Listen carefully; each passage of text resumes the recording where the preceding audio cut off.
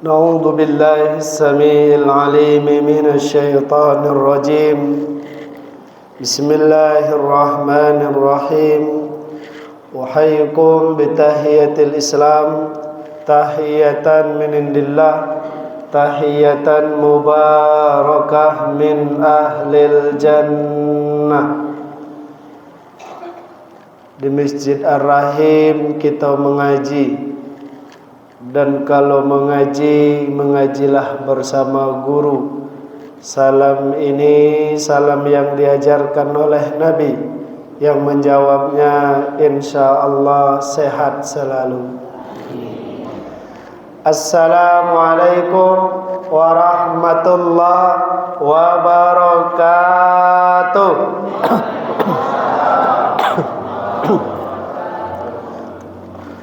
Alhamdulillahilladzi alafa baina qulubina fasbahna bi ni'matihi ikhwana wa hadana li hadza wa ma kunna linahtadiya laula an hadana Allah.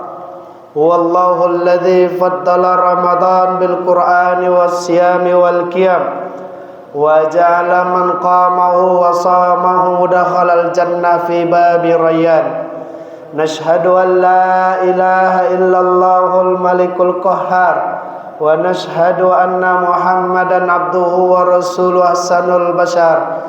Salatu wassalamu ala alihi wa ashabihi wa man tabi'ahu ila akhiril ayyam.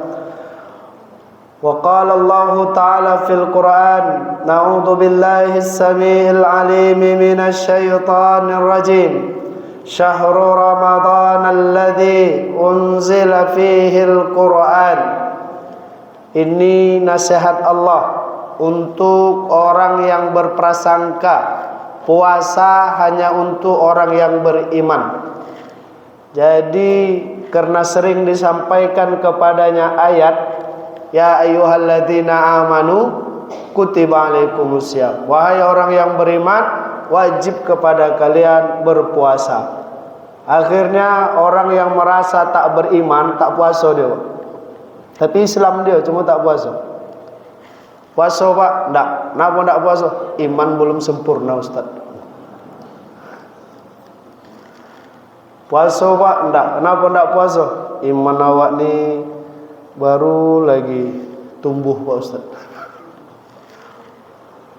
Jadi syukurnya ada ayat, dua ayat setelahnya. Apa yang Allah sampaikan? Syahrul Ramadan alladzi unzila fihil Qur'an. Terus lanjutannya, kemudian jumpalah kita bunyi kalimatnya, faman syahida minkumus syahra falyasum. Apa artinya? Siapa saja orang Islam yang mencukupi syarat tentunya ya. Siapa saja kalau bertemu dengan Ramadan wajib dia puasa. Tapi dia baru beriman Pak Ustaz, wajib. Baru lagi masuk Islam, wajib. Tapi imannya bermasalah, wajib. Tapi dia puasanya terpaksa Pak Ustaz, puasa. Siapapun yang bertemu dengan Ramadan berpuasa. Jadi bukan hanya untuk orang-orang yang imannya bagus, imannya yang sempurna. Yang imannya baru lahir, walaupun usianya sudah 60, tetap juga wajib puasa. Rasulullah sallallahu alaihi wasallam sampaikan, inna fil jannah baban yusamma rayyan la yadkhuluha illa as-shaimun. Ini keistimewaan orang yang berpuasa di bulan Ramadan. Apa keistimewaannya? Orang yang berpuasa di bulan Ramadan pasti masuk surga. Pasti Pak Ustaz, pasti. Kok berani Ustaz memastikan? Bukan awak yang berani memastikan ya, Nabi. Jadi nanti kami masuk surga insyaallah. Bahkan surganya itu khusus Pak, jalurnya. Jalur apa dia? VIP.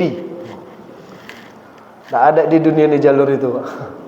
Di dunia ini paling ada jalurnya dua, V-nya, VVIP. Kalau ini VVVVVIP. Kalau ibarat di SPBU Pak, jalurnya jalur Pertamax Turbo. Jalur Pertamax Turbo itu rame enggak Pak? Paling awak seorang di situ. Atau paling ramai pun berdua. Dan pegawainya senyum. Pegawainya senyum. Kenapa? Karena belum capek dia. Bahkan dipanggil, Pak. Isi pertamax, Pak. Ya, sini. Isi berapa? 8.000. 8.000. Baru dipicit dah habis. Nah, itu jalur khusus. Tidak banyak antri. Nanti ada juga masuk surga itu jalur umum. Kalau di SPBU itu jalur apa dia namanya? Pertalit. Itulah Pak. Kalau jalur pertalit itu panjang antri, membelok. Udah panjang kadang disalip juga lagi, Pak. Udah disalip kadang pas mau mengisi kata pegawainya, Pak. Ya salam. Itu jalur umum, Pak. Maka bersyukur bisa puasa bulan Ramadan. Surganya khusus. Nama pintunya Rayyan. InsyaAllah Bapak Ibu masuk surga dengan pintu Rayyan. Amin ya rabbal alamin. Qala Imam Al-Ghazali fi Kitabil Ihya, ta'allamus sa'ah khairu min ibadati sab'ina sanah. Mengaji sebentar itu lebih utama daripada beribadah 70 tahun. Maka hukum mengaji apa? Wajib. Tapi ngantuk kami Pak Ustaz, tidurkan. Boleh tidur di pengajian? Boleh. Sudah ada fatwanya, Pak. Sebaik-baik tidur di pengajian. Cuma fatwa itu belum ada nomornya, itu masalah. Jadi walaupun tidurlah di pengajian. Jangan sempat habis sholat subuh kena ngantuk tidur di rumah. Tidak usah, tidak ada manfaat. Pahalanya tidak banyak, keutamaannya pun tidak ada. Tapi kalau habis subuh ngantuk betul, oh ya alhamdulillah ada pengajian, bisa tidur nanti nih. Maka kalau orang masuk masjid doanya Allah maftali abwaaba rahmatik, kalau dia beda, Pak. Masuk masjid doanya bismika Allahumma. Ayo. Gimana kabar Bapak Ibu, sehat? Alhamdulillah. Ini luar biasa, terasa kajian maghrib nih, Pak. Tapi kita tadi ini maghrib. Tengok jam lagi, kok ramai betul nih, Masya Allah. Tengok jam subuh nih, tapi kok ramai, macam maghrib, Pak. InsyaAllah istiqomah, Pak. Ibu istiqomah ya, Bu. Sampai puasa keberapa istiqomah ya, Bu? Nah. Sampai habis insyaAllah ya. Habis Ramadan kami istiqomah, Pak Ustaz. Selesai Ramadan tetap juga istiqomah insyaAllah. Amin ya rabbal alamin. Kenapa? Karena innamal amru bi khawatin. Sesungguhnya perkara kita ini hitungannya di akhir. Hitungan kita ini di akhir. Baik atau tidak, di akhir hitungannya. Baik Bapak Ibu yang dirahmati Allah, bersyukur bisa bersama Bapak Ibu di subuh yang mulia ini, di hari yang berkah, di bulan yang penuh dengan kebaikan, di syahrul Ramadan. Apa yang kita kaji? Kita kaji fikih siam, fikih tentang puasa. Bapak Ibu yang dimuliakan Allah, yang pertama tentang puasa ini, tapi fikihnya fikih-fikih yang diperdebatkan saja, Pak, yang diperselisihkan saja. Kalau yang udah mulus jalannya, tidak usah perlu kita bahas-bahas lagi. Yang kadang gara-gara masalah ini tak sahur dia, Pak. Gara-gara masalah ini tak mau dia buka puasa lagi. Kenapa? Tak berkawan dia. Karena ada hal-hal yang diperselisihkannya.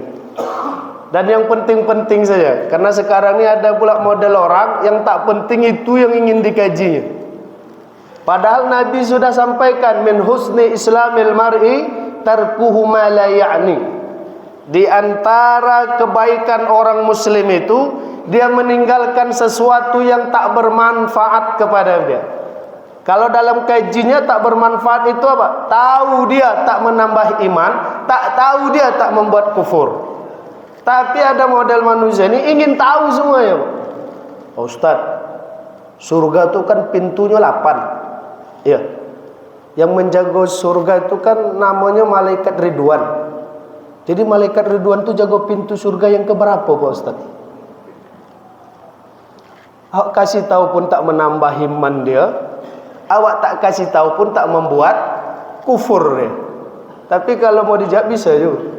Pintu pertama siapa jagonya, Pak Ustaz? Malaikat Ridwan. Pintu kedua, malaikat Ridwan yang kedua. Pintu ketiga, malaikat Ridwan yang ketiga. Kan bisa saja. Hebatnya lagi ada orang nanya tentang masalah malaikat Jibril. Ustaz, malaikat Jibril itu kan menyampaikan wahyu.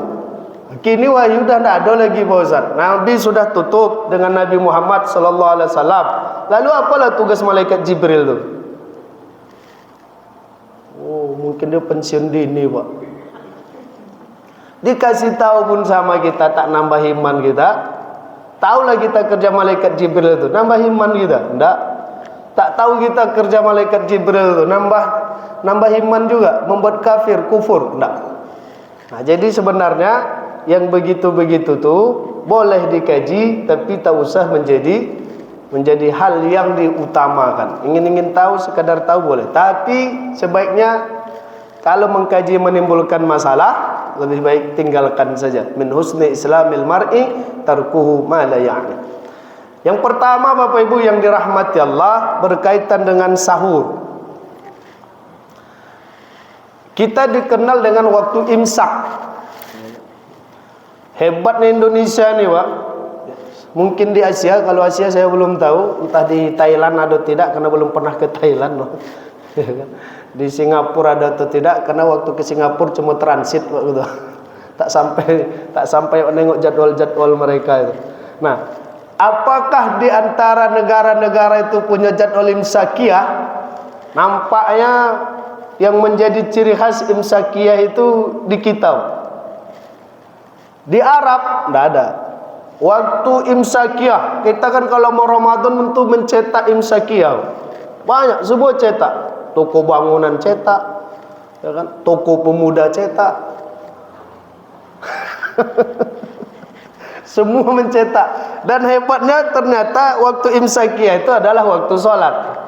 Tapi kenapa dipakai waktu imsakiyah? Kenapa tak ditulis saja waktu sholat? Karena mungkin itu dah biasa. Waktu sholat selama Ramadan, mungkin tak tertarik orang. Kenapa? Udah biasa. Harus mencari sesuatu yang asing, yang khusus, yang khas, maka ditulislah waktu imsakiyah. Sama dengan Bapak Ibu mengkaji masalah halal bihalal. Halal bihalal itu acaranya apa? Silaturahim. Tapi kalau dibunyikan silaturahim jamaah Masjid Ar-Rahim, biasa. Karena bulan besok silaturahim lagi, bulan besoknya silaturahim lagi, tidak ada yang khas. Maka dibunyikan sesuatu yang khas. Halal bihalal. Pasti khas lebaran. Pasti khas ketupat. Pasti ada khasnya. Ada lotek, ada segala macam. Jadi imsakiyah ini kalau Bapak Ibu cari fikihnya di negara lain kadang tak jumpa. Ada orang yang punya pemahaman begini, imsak tak membuat kita stop makan. Artinya yang membuat kita berhenti makan itu hanya ketika adzan subuh. Kalau imsak enggak. Tapi ada orang yang ketika imsak dia udah berhenti. Nah, kaji Bapak Ibu yang dirahmati Allah, ternyata yang kuat tentang masalah imsakiyah ini adalah yang bermazhab Syafi'i. Kenapa Imam Syafi'i membuat imsakiyah? Kalau bahasa kitanya imsakiyah, karena untuk ihtiyat, hati-hati. Warning, lampunya lampu kuning. Kalau lampu kuning itu kan hati-hati. Jangan dibalik, lampu kuning itulah tempat untuk ngegas. Jangan. Itu kalau di jalan raya mungkin bisa, lampu kuning, gas terus, gas. Supaya tak kena merah. Padahal harusnya ketika lampu kuning tuh udah mulai pelan gitu. Nah, tapi nampaknya tak, makin kuning makin tancap dia. Gitu. Nah, karena ada bahasanya Rasulullah Sallallahu Alaihi Wasallam itu mengingatkan kita tentang yang makan dan minum masih di ketika adzan. Imam Nawawi itu menjelaskan, kalaulah makanan masih ada di mulut, wa nudiyal muadzin, kemudian azan itu berkumandang, maka ini makanan di mulut muntahkan. Azan berkumandang, makanan masih ada di mulut. Apa yang dibuat? Dimuntahkan. Kan bahaya tuh Pak, kalau tak peduli kita dengan waktu imsak. Maka awak tak perlu waktu imsak ada Pak Ustaz. Yang penting waktu subuh. Waktu imsak tak penting, yang penting waktu subuh. Akhirnya apa dia Pak? Ya, dalam sahurnya yang dia ingat hanya waktu subuh, bukan waktu imsak. Bangun dia, masih ada, belum azan subuh, makan dia. Yang dimakannya daging pula. Begitu suapan yang kelima, maaf, azan. Akbar, Allahu Akbar. Ya salam. Daging masih ada di mulut. Dimuntahkan. Sayang. Dimakan. Batal. Inilah yang tak diinginkan. Sehingga Pak, perlu tahu dan ingat waktu imsak. Jadi kalau dah imsak itu jangan makan yang berat-berat lagi. Kadang ada yang tak peduli Pak, dan ada yang memang ketat betul. Dalam ibadah puasa ini ada yang ketat betul, tapi ada yang longgar betul. Masalah kumur-kumur tak peduli dia. Kapan pun boleh kumur-kumur. Masuk 3 keluar 2. Ada orang bertanya, Pak Ustaz, bulan puasa boleh tak gini? Saya bilang boleh Pak. Ini apa masalah? Boleh Pak Ustaz, boleh. Ada yang melarang begini? Nah, asal jangan ada rokoknya. Ya kalau gini aja kenapa? Yang bahaya itu kalau ada rokok ya Pak, baru. Tapi kalau tidak ada, dari jam subuh sampai maghrib begini ya, tak apa-apa. Kalau kumur-kumur Pak Ustaz, ya kumur-kumur boleh, asal jangan kumur-kumur pakai jus mangga, ya, kumur-kumur pakai jus jeruk, tak boleh. Kumur-kumur pakai air boleh, tapi nanti ada batas waktu ya, nanti fikih ya. Nah, jadi Bapak Ibu yang dirahmati Allah, imsak itu dalam mazhab Syafi'i pun bukan waktu kita berhenti sahur, tapi untuk hati-hati, karena sebentar lagi adzan subuh berkumandang. Jangan sempat adzan subuh makanan masih ada di mulut, karena kalau makanan itu masih ada di mulut, adzan sudah berkumandang, waktu subuh sudah masuk. Ini kadang ada pula jamaah yang cerdas dia Pak, makan dia, udah azan Pak, iya masjid sana belum lagi. Dicari dia masjid yang agak lama azan dia. Belum lagi dia kenal sama gharimnya Pak, sama takmir dia kenal dia. Jangan azan dulu yuk. Di-request ya pula jangan azan dulu. Yang jelas kalau sudah azan, makanan itu ada di mulut, muntahkan. Tak boleh ditelan, batal dalam mazhab Syafi'i. Dalam mazhab yang lain batal juga. Karena itulah tak diinginkan. Kan repot Pak, kalau menasik makanan masih ada di mulut, kemudian disuruh dimuntahkan, minum pun tak boleh. Gimana lah rasanya? Makan tapi tak minum, kan tersiksa gitu. Itulah kisah anak TK ketika belajar doa mau makan. Anak TK itu bertanya sama gurunya, Ustaz, kenapa kita harus baca doa ketika makan? Ustaz itu jawabannya sederhana saja, supaya setan tak ikut makan. Kalau minum baca doa juga Ustaz? Iya. Kenapa minum baca doa? Supaya setan tak ikut minum. Akhirnya anak ini makan, dia tak baca doa, biar setan ikut makan. Tapi ketika minum, anak ini baca doa, biar setan tak bisa minum. Wah, kan luar biasa tuh. Dikasihnya makan tapi tak dikasihnya minum. Kan lebih sakit. Lebih menyiksa. Itu cerdas juga anak TK. IQ-nya lebih dari 4 kayaknya. Maka karena itu tak diizinkan. Boleh enggak Pak Ustaz? Ketika udah azan, dengar kami azan, lalu makanan ini kami muntahkan, tapi kami minum. Kami minum air. Makanan yang di mulut dimuntahkan, tapi air itu kami minum.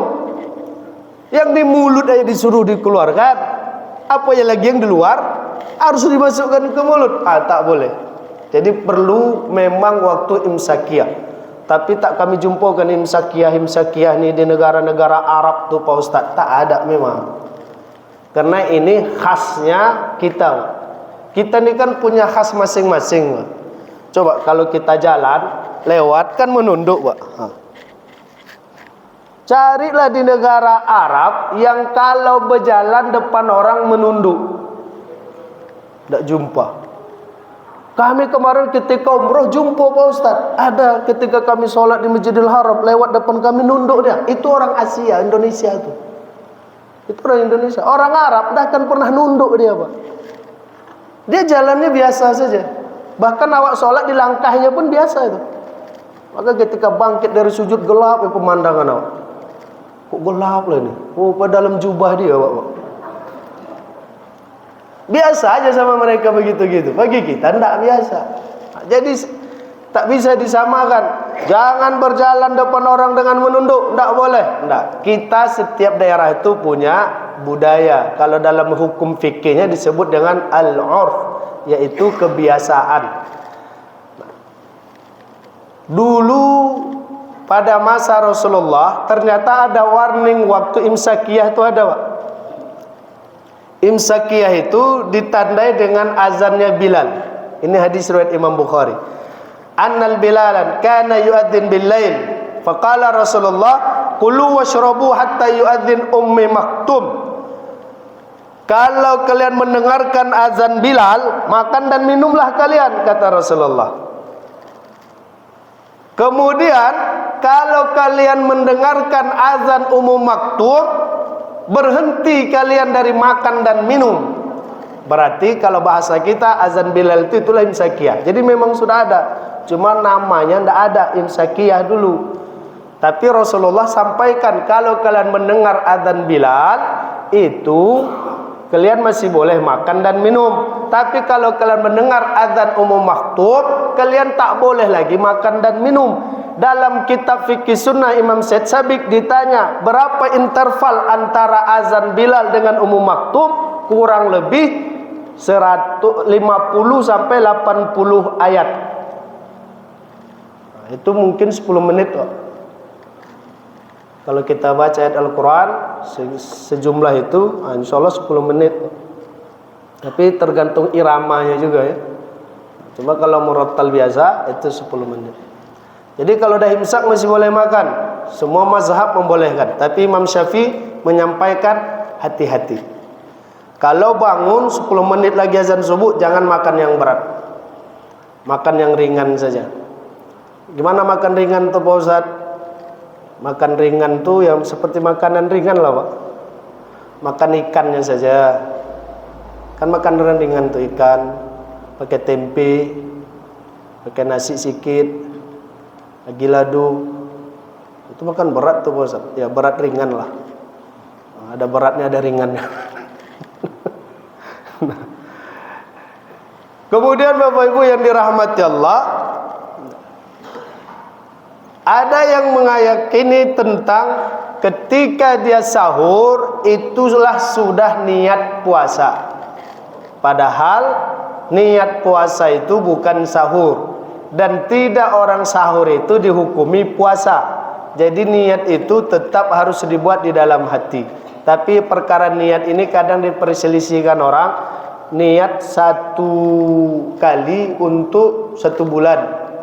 Ada yang niat setiap hari. Seluruh ulama kita, Imam Syafi'i mewajibkannya, Imam Abu Hanifah, Imam Ahmad bin Hambal itu setiap mau puasa. Setiap mau puasa. Imam Malik membolehkan. Boleh, bukan dianjurkan. Boleh. Boleh itu apa? Dilakukan tak apa-apa, ditinggalkan tak apa-apa. Itu boleh, bukan dianjurkan. Boleh sekali niat untuk 1 bulan. Boleh, bukan dianjurkan. Cuma beliau yang membolehkan, yang lain enggak. Jadi yang lain tetap niatnya setiap malam. Bapak Ibu yang dirahmati Allah, kemudian ketika perkara fikih puasa ini, yang diperselisihkan orang itu tentang doa berbukanya.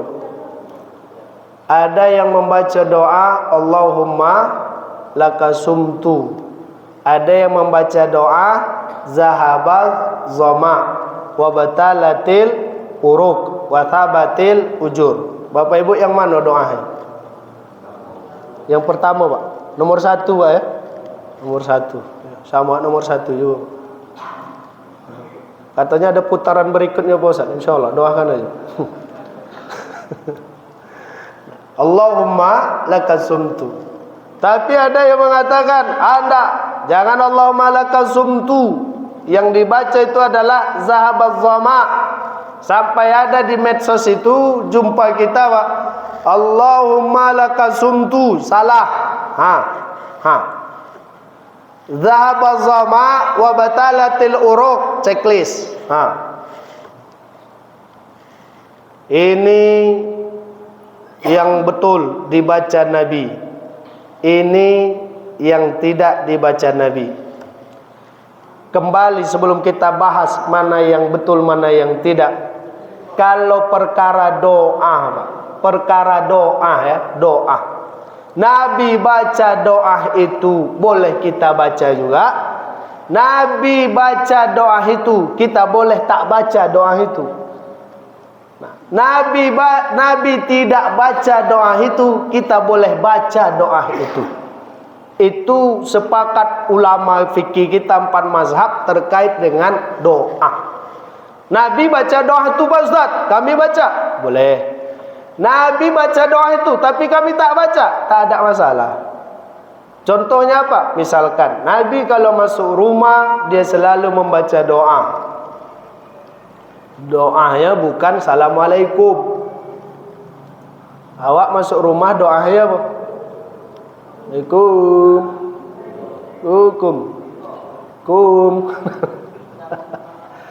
Nabi kalau naik kendaraan dia selalu baca doa. Kalau awak naik kendaraan cukup doanya Bismillah. Jadi kalau Nabi tak baca doa itu, kami boleh tak baca doa itu? Boleh. Itu perkara doa. Mau sama dengan yang Nabi baca, bagus. Tak sama dengan yang Nabi baca, tak apa. Nabi tak baca, kita baca, boleh. Kenapa? Karena doa hajatul abdu ila rabbih. Karena doa itu adalah permintaan dan keinginan hamba kepada Allah. Setiap hamba punya daya kemampuan masing-masing. Setiap hamba punya keinginan masing-masing. Nabi kalau beristighfar dia, Masya Allah, semua istighfar itu dibacanya. Awak istighfar awak tak banyak. Apa itu Pak? Istighfar. Tapi tak jelas kan begitu. Allahumma anta rabbi la ilaha illa anta khalaqtani wa ana abduk, itu dibaca Nabi. Awak apa? Astaghfirullahalazim lagi. Bahkan kadang dinyanyikan pula lagi. Astaghfirullah Rabbal baraya. Yang begitu-begitu gimana Pak Ustaz? Nabi tak ada larang. Kenapa kita larang? Kalau Nabi ada larang, bolehlah kita larang. Kalau Nabi tak ada larang, kita tak boleh melarang. Jadi kalau dalam doa silakan. Mau doa apapun selagi dia doa itu baik, buat. Bahasanya pun terserah bahasa apapun. Tapi kalau dalam solat, hati-hati.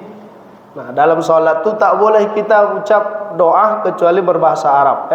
Kenapa tak boleh Pak Ustaz? Takut awak nanti kalau baca bahasa Indonesia diaminkan sama yang di sebelah.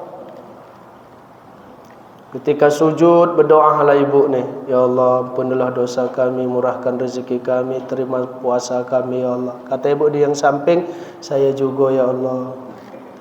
Ya, bersama orang di bodoh. Nah, tapi karena memang inna salatana hadhi kata Rasulullah, salat kita ini la islau fiha, tak diizinkan di dalamnya illa tasbih, takbir wa bacaan wa qiraatul Quran, dan bacaan Al-Quran. Jadi kalau mau bersuara-suara dalam sholat itu pun hati-hati ya. Nah, kalau menguap jangan bersuara. Tak boleh. Dohaka syaitan, kata Nabi, itu membuat syaitan itu bahagia. Tak boleh. Allahu Akbar, lama betul imam ni rukuk. Adam, batal. Jangan, ya. Tak boleh. Bersuara tu hati-hati dalam solat. Yang tak penting tak usah bersuara. Kalau tak sengaja, Ustaz, tak sengaja tak apa. Tapi kalau tak sengaja itu yang tak apa itu cuma kalimatnya pendek, ya. Kalau banyak tak boleh juga. Pas solat Allahu Akbar, mati lampu langsung terucap boleh. Tapi ketika solat mati lampu, PLN itu batal, Pak. Batal solat. Sepakat ulama. Tapi tidak sengaja, Ustaz, tidak sengaja pun batal solatnya. Oke, balik kita ke doa tadi, Bapak Ibu, ya. Yang pertama tadi Allah malakas sumtu. Kalau dikaji Allah malakas sumtu itu ada hadisnya, ada, Pak. Jadi yang diajar-ajarkan sama kita nih dulu, ya, dulu juga pernah kita sampaikan. Yang diajarkan petua-petua orang tua kita itu semuanya udah ada hadisnya, Pak. Cuma model ngaji dulu tak sama dengan model ngaji kini. Kalau model ngaji dulu itu yang ditengok ustadznya, gurunya. Karena orang dulu meyakini kalau guru itulah yang menyampaikan, pasti semuanya benar. Kalau model ngaji orang kini, ada yang menengok gurunya, ada yang tak penting gurunya siapa, yang penting hadisnya ada, ayat Al-Qur'annya ada. Itu model ngaji gini. Jadi kalau ustadz berbicara ngomong tak ada bunyi hadisnya, tak ada bunyi Qur'annya, Ustaz. Tapi kalau diberikan hadisnya, ini semua, itu baru ustaz, kata dia. Tapi kalau dulu enggak, asal dia guru kampung, guru ngaji, kita terima itu. Contoh misalkan dulu guru-guru ngajarkan ke orang tua asal mau maghrib, anak disuruh masuk, banyak setan di luar, masuk. Ikut semua anak-anak itu, Pak, masuk semua. Coba buat gini. Nak, masuk. Udah mau maghrib banyak setan, masuk. Apa jawab anak itu? Ada hadisnya ya. Apa tak stres ayahnya, Pak? Ayahnya petani. Disuruh cari hadis tentang masuk rumah ketika mau maghrib. Paksa tanya Google. Tanya lo Google. Hadis tentang masuk rumah sebelum maghrib. Jaringan periksa koneksi Anda. Habis paket. Nasib tuh ayah. Apa tak stres ayahnya, Pak? Tapi padahal kalau kini dapat kita.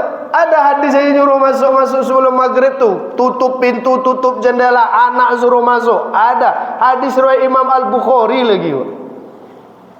Jadi semua itu sudah ada, cuma tak disampaikan dulu. Allah malakas sumtu ini dulu diajarkan, cuma tak disebutkan. Ternyata dikaji itu ada hadisnya, Pak.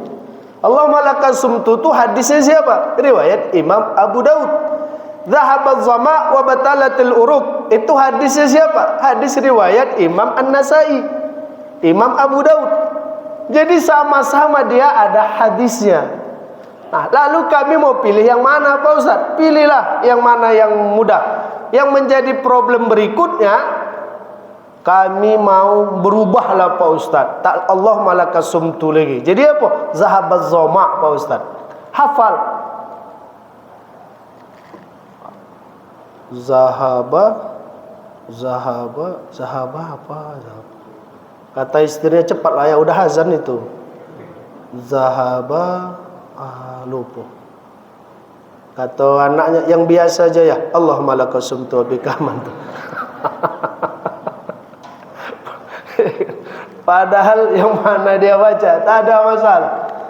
Nah, terus ada yang memahami kalau bapak ibu baca Allah malakas sumtu itu dibaca jangan sebelum berbuka, baca dia setelah berbuka. Karena artinya Allah malakas sumtu, ya Allah, karenamu aku telah berpuasa. Ada kalimat wa ala rizqika aftartu, dan karena rezeki darimu aku telah berbuka. Berarti dibacanya setelah dibatalkan puasa. Udah minum, udah makan, baru baca doa ini.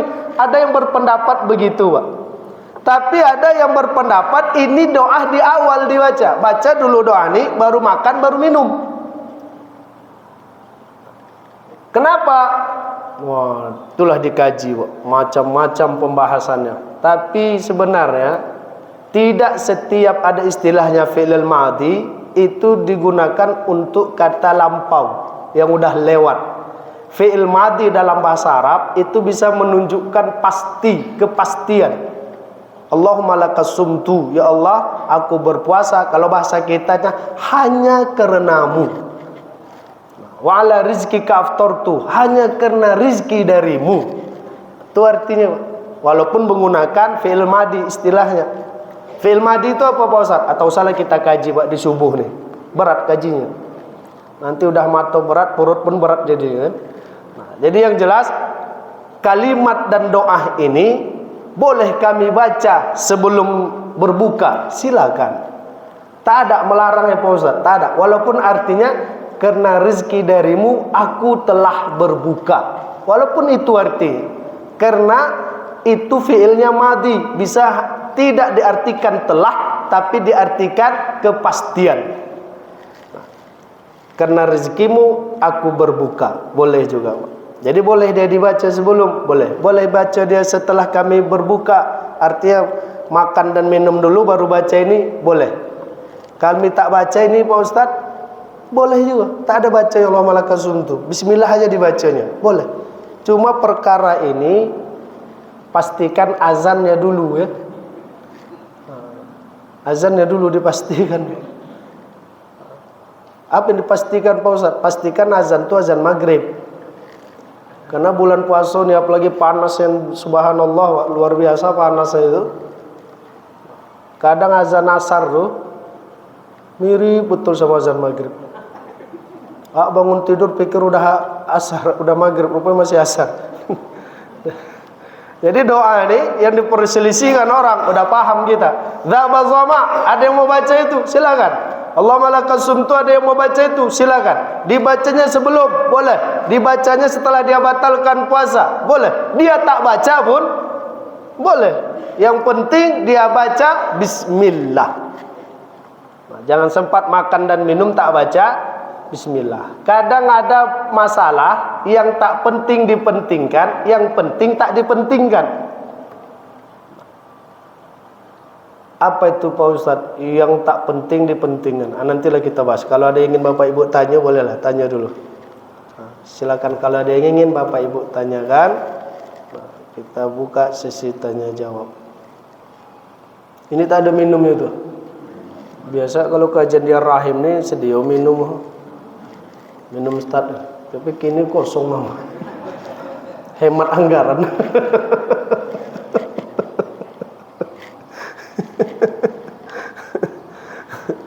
Nah, kemudian Bapak Ibu yang dirahmati Allah, ini sampai syuruk kan? Atau sampai duha?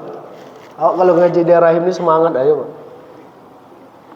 Sampai syuruk, sampai duha, zuhur. Sampai syuruk. Sikit lagi ya, 10 menit lagi kurang lebih. Nah, idza kana ahadukum sha'iman falyuftir 'ala tamrin. Fa in lam yajid tamra fa 'alal ma'. Fa innal ma' tuhurun. Ini Bapak Ibu yang dirahmati Allah, tidak termasuk kategori afdal. Selain itu tidak afdal. Enggak ya. Ini kalau Bapak Ibu buat bagus. Kalau tak dibuat pun masih bagus. Nah, gitu bahasanya. Jadi ngaji fikih seperti yang di awal dulu pernah kita sampaikan, ngaji fikih itu bukan kalau tak salah benar. Bisa jadi dia benar sedikit benar, mendekati benar, baru salah. Nah, itu baru ngaji fikih Pak kalau begitu. Sama dengan bahasanya afdal. Afdalnya begini. Kalau tak begitu berarti tidak afdal. Jangan. Ini afdal. Yang ini afdal juga. Yang ini sedikit afdal. Yang ini lumayan afdal. Yang ini agak-agak afdol, yang ini semi-semi afdol, yang ini baru salah. Begitu kalau ngaji fikih itu. Jadi panjang bahasannya. Ini terkait dengan buka puasa. Rasulullah sallallahu alaihi wasallam sampaikan kepada kita, "Idza kana ahadukum sha'iman falyuftir ala tamri." Kalau kalian berpuasa kemudian berbukalah dengan kurma. Satu. Fa illam yajid tamar, kalau tak jumpa kurma, fa'alal ma', pakai air. Air apa Pak Ustaz? Air cendol, bukan. Air di sini biasa kalau orang Arab tuh kalau sebutnya dengan ma, air saja. Ma'un itu cuma air putih, air bening. Tak ada cendolnya, tak ada duriannya, ndak ada apa lagi Pak? Dawetnya, ndak. Ma, air putih. Fa innal ma' tuhur, karena air itu dapat membersihkan.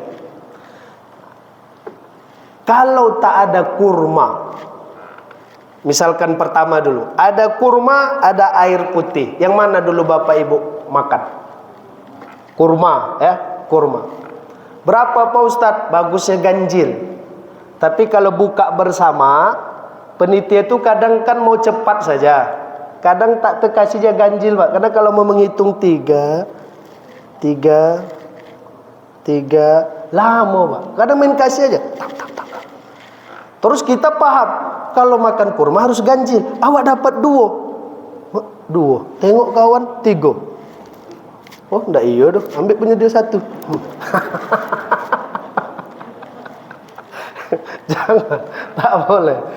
Kalau ganjil bagus, genap tak ada masalah. Jadi jangan sempat gara-gara dapat 2 tak dimakan ya kurma tuh Pak. Kenapa tak makan kurma? Genap Pak Ustaz. Jadi mau dikemanakan kurma tuh? Dicari 1 lagi Pak Ustaz. Di mana dapat 1 lagi kurma nih? Baru lawak makan. Nggak usah ya. Dapat 3 makan, dapat 2 makan. Nah, nanti boleh dicek kenapa harus ganjil ya. Jadi kalau ada kurma, ada air putih. Ketika kita berbuka, sepakat ulama kita itu kurma duluan, baru air putih. Nah, kalau tidak ada kurma, yang ada air putih, maka air putih itulah dimakan, diminum. Kalau tidak ada kurma, tidak ada air putih, yang ada apa?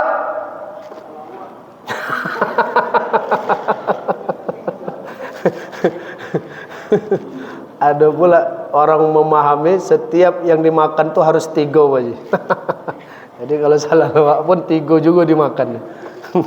Dibagi salah lawak itu 3.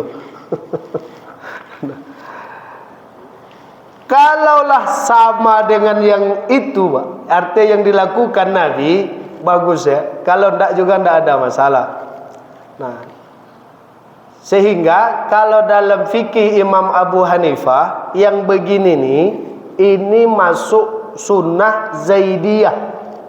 Sunnah Zaidiyah. Apa arti sunnah Zaidiyah itu?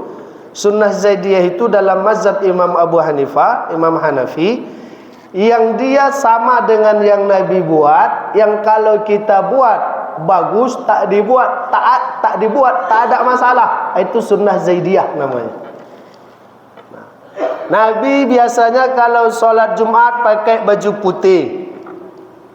Kemudian awak datang pakai baju caleg, ya kan? Di belakang pula gambarnya itu Pak.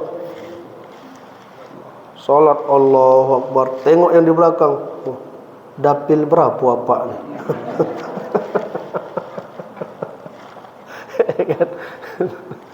Nah, tapi memang luar biasa Pak. Ada berantem suami istri. Kenapa istrinya ribut sama suaminya? Karena suaminya ngasih uang belanja 50.000 untuk seminggu.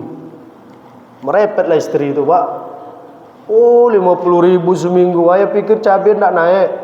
Semua dah naik ya. Tak bisa 50.000. Berantem Pak. Tapi ada istri dikasih caleg 100.000 untuk 5 tahun. Senyum dia. Kan aneh juga nih Pak. 100.000 untuk 5 tahun. Alhamdulillah. Suami yang ngasih 50.000 seminggu, merepet dia. Jadi Bapak Ibu yang dirahmati Allah, tadi bahasanya apa? Sunnah Zaidiyah. Ya, kalau sama dengan Nabi itu bagus, kalau tak sama di poin ini ya, di poin-poin begini juga tidak ada masalah. Jadi kalau nanti kita misalkan tak adalah kurma, tak boleh kita anggap puasa kita tak sempurna. Sempurna juga. Kemudian ada kurma itu, tapi kurma yang jumlahnya genap, tak ganjil, tak ada masalah juga. Dan ini sudah tuntas dalam kajian-kajian fikih kita, sehingga tidak ada hanya karena masalah ini kita beranggapan puasa kita bermasalah. Padahal yang paling inti dari berbuka puasa itu adalah takjilnya, artinya mempersegeranya, dan yang kedua doanya. Nah, ini saya tutup kaji kita pagi ini. Jangan lupa doa ketika berbuka. Bukan doa sekedar ini saja ya. Allahumma lakal sumtu wa bika amantu atau zahabaz zama wa batalatil uruk, itu iya juga. Tapi yang terpenting itu doanya. Karena Nabi bilang ada 3 doa yang pasti Allah tidak tolak. Doa itu yang pasti Allah tak tolak. Nah, yang pertama doa siapa? Doa pemimpin yang adil. Maka milih pemimpin itu cari pemimpin yang adil. Kenapa? Doanya mustajab. Kalau pemimpin yang tak adil, itulah. Nah, yang kedua doa siapa yang mustajab itu? Doa orang yang dizolimi, pasti makbul. Yang terzolimi itu pasti makbul. Jadi kalau ada kita ingin doanya mustajab, cari orang minta zolimi. Pak, zolimi saya Pak. Kenapa? Biar mustajab doa saya Pak. Dari kuasa pula Pak. Yang ketiga Pak, doa us-shaim inda fitrih. Doa orang yang berpuasa ketika dia berbuka puasa. Jadi prakteknya begini ya. Nah, azan, tapi pastikan tadi azannya azan maghrib ya. Jangan sempat azan asar, karena tadi mirip betul azan asar itu sama azan maghrib. Orangnya sama pula, dia juga orangnya. Jadi azan, kemudian kalau Bapak Ibu mau praktekkan doa Allah malakam sumtu atau zahabaz zama di awal, Allahu akbar, bacalah Allah malakam sumtu atau zahabaz zama. Kemudian selesai, batalkan makan dengan makan atau dengan minum sedikit saja, sedikit saja. Kalau minum 3 tegukan, nanti 3 tegukan itu ada caranya, cuma teguk aja lah dulu ya. Nanti kalau kajian tambah lama lagi Pak. Nah, 3 tegukan, setelah itu baca doa. Ya Allah, ampunilah dosa kami, terimalah puasa kami, murahkan rezeki kami, sehat-sehatkan badan kami. Begitu. Habis itu baru lanjut. Tapi kalau buka puasa bersama, jangan panjang betul doanya. Ya Allah, Kau yang Maha Pengampun, ampuni dosa kami. Kau yang Maha Penerima taubat, terima taubat kami. Banyak betul doanya. Amin. Tengok, habis Pak. Semangka depan awak pun dah berpindah ke sana. Itu yang Rasulullah sampaikan, doa puasa, doa orang yang berpuasa ketika buka, disitulah waktunya. Ya, di situ waktu, dan itu mustajab insyaallah. Allahu a'lam. Demikian Bapak Ibu yang dirahmati Allah, kaji kita sehat selalu sehingga sempurna ibadahnya, murah rezeki selalu sehingga banyak zakat sedekah infaknya, istiqomah selalu sehingga selalu semangat untuk beribadah. Amin ya rabbal alamin. Wa kullu amin wa antum bi khair. Wassalamualaikum warahmatullahi wabarakatuh.